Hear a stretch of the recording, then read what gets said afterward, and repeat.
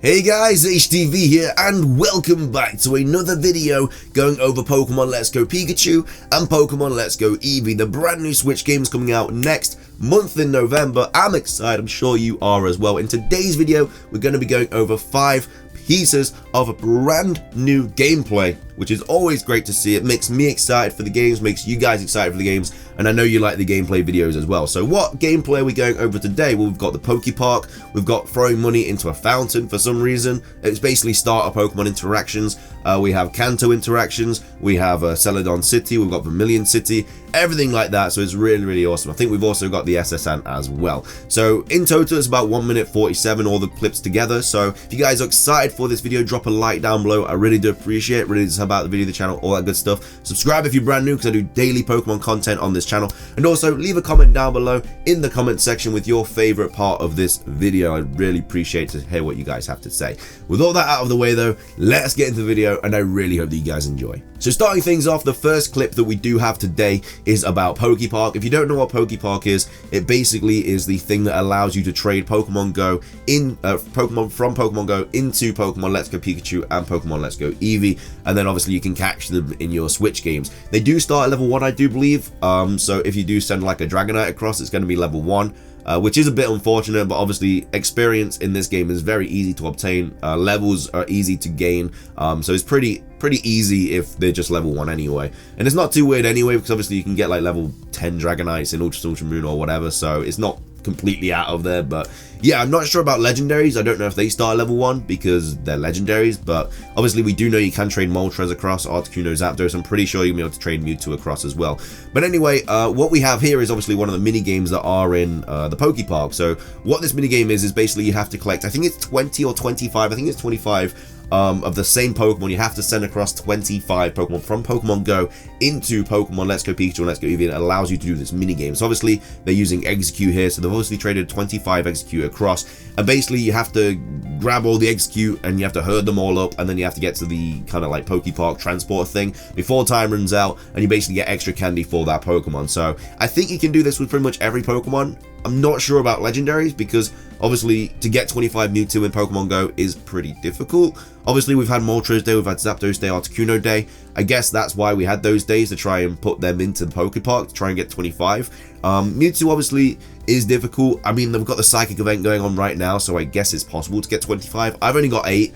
I'm not going to lose sleep over not getting Mewtwo in the Poké Park thingy, but like I say, I've got like 8 to trade across anyway. But yeah, this gameplay, all it is just going around trying to catch all the Execute. You obviously have these different obstacles and stuff, like these different ground types like Sandslash and Golem and Rhydon and stuff like that, that are popping up out of nowhere, trying to mess your day up, trying to mess your challenge up. The good thing is though, you don't have to collect them all at once. You can collect like 12, and then you can just put them in, then run out and get the rest. So it's not like you have to get them all at once, which is pretty cool. But as we can see, they are really annoying. Rhydon just sent them all flying, so it is kind of difficult. But I'm excited for the Poké Park because it is a cool little mini game. I think there's going to be a few little different mini games within the actual games Let's Go Pikachu and Let's Go Eevee that we can discover. But again, just more of an incentive to trade Pokemon from Pokemon Go into Pokemon Let's Go Pikachu and Pokemon Let's Go Eevee with like these mini games. And it's just extra candy as well. As we know, extra candy allows you to, I don't even know what it, I think it allows you to do EVs and obviously level them up quicker and everything like that. So yeah, that's really cool. But a nice little mini game, just a little bit more footage of it. Really cool in my opinion. I really like it. Can't wait to play it myself. So that's that bit of gameplay. The next bit of gameplay I do believe is in Celadon. So we are in Celadon right now. We have obviously the Celadon department store here. We have Mr. Mime following us. I don't think we've actually had too much of Celadon yet. I don't think we've discovered that much. Obviously we've seen Erica's gym, we've seen the game corner, which isn't exactly a game corner anymore. It's like an arcade, because obviously the gambling reasons and stuff like that, so it's just an arcade now. So I'm not sure if the coin case is still going to be a thing. It probably is. Maybe you get like a high score or something from the arcades, and that allows you to buy the Pokemon and the TMs and stuff like that from the kind of prize place that was obviously on the right of the Celadon game corner that it used to be anyway. But anyway, we got Celadon here.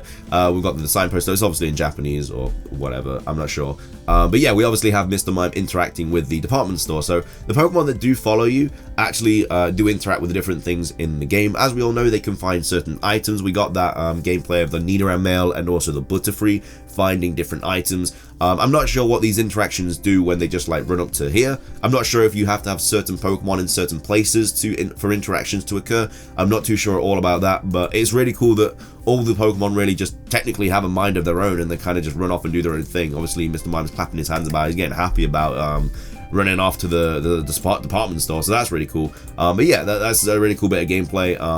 I just like the fact that your Pokemon, as well as your starter Pokemon, all the Pokemon that follow you interact with things as well. So here we have the SSN. Again, another interaction. I really like everything about the SSN, like even the detail of the waves, and they've got the tide and everything like that. Obviously, we've seen this kind of bit of gameplay before where your starter Pokemon kind of jumps onto the docks of the SSN and kind of just Titanic moment, I guess, a little bit, you could say. But yeah, that's that bit of gameplay.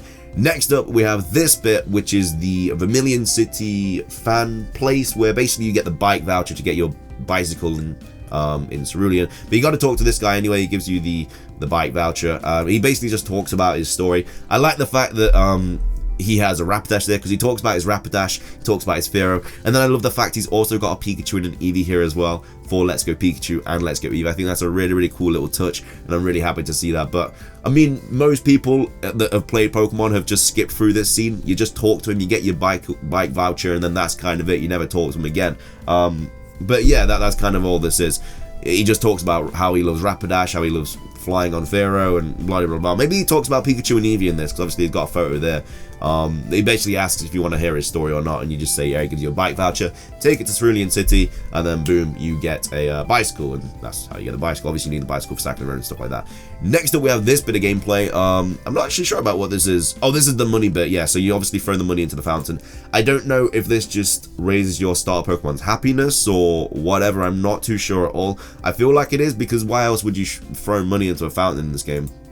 I think you get to choose how much you throw in as well. It's either 500 or 50. I don't know what the difference is, because I think they throw 50 in. I'm pretty sure they go to 50 and then they throw that, and then Eevee really likes it. So maybe 50 gets your Eevee's friendship up a little bit, and then 500 gets it up a lot. But I really don't know, because obviously you can't get items from it or anything like that. So I really don't know what the purpose of throwing, 10 times the amount in is, but it looks like when you throw 50 in, Eevee gets really happy about it, because it does a little cutscene that Eevee's like little love heart. Does a full 360 turn as well, which is really cool. It's not cool, but it's weird, because obviously Eevee's really fluent here with the jump and everything like that. He's really, really fluent. He got his tail wagging. Then just turns around like a 360 degrees angle, like that's just not. It is really weird, because it goes from this really nice, real movement into just a. I don't know, it's really weird. I don't know why they just.